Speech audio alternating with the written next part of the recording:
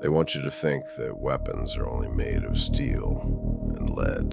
They want you to believe that a threat is something you can hold in your hand or see on a radar screen. But back in the 90s, the suits in Washington were terrified of something you couldn't see, something that lived in the mind and traveled through the wires.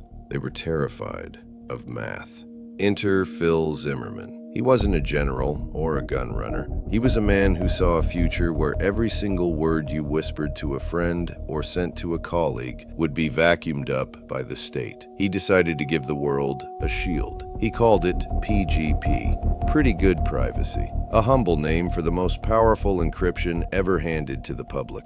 It was the first time an ordinary person had the power to lock their digital life so tightly that not even the NSA could pick the lock. And what did the government do? They didn't thank him for protecting the citizens. They didn't celebrate a breakthrough in security. No, they classified PGP as a munition.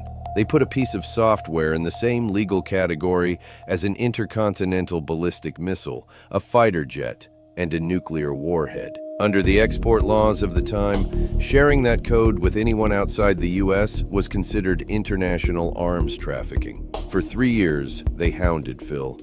They treated a guy who wrote code for the people like he was selling Stinger missiles to a cartel. They wanted to throw him in a cage for 20 years because he dared to give you a private conversation. They knew that if the people had encryption, the government would lose its most precious weapon, the ability to listen. But Phil was smarter than the bureaucrats. He knew the law. He knew that while they could regulate arms, they couldn't regulate the written word.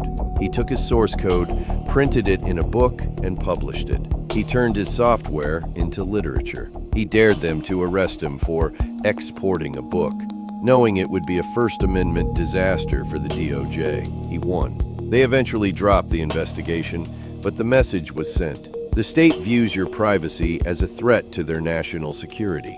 They view your ability to keep a secret as a weapon of war. To them, a free man with a cipher is more dangerous than a man with a rifle. They are still fighting that war today, just under different names. They want backdoors.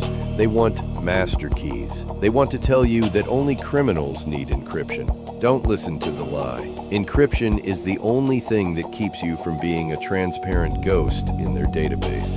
Phil Zimmermann showed us that math is our only true defense. The next time you send an encrypted message, remember that you are using a weapon. Use it often.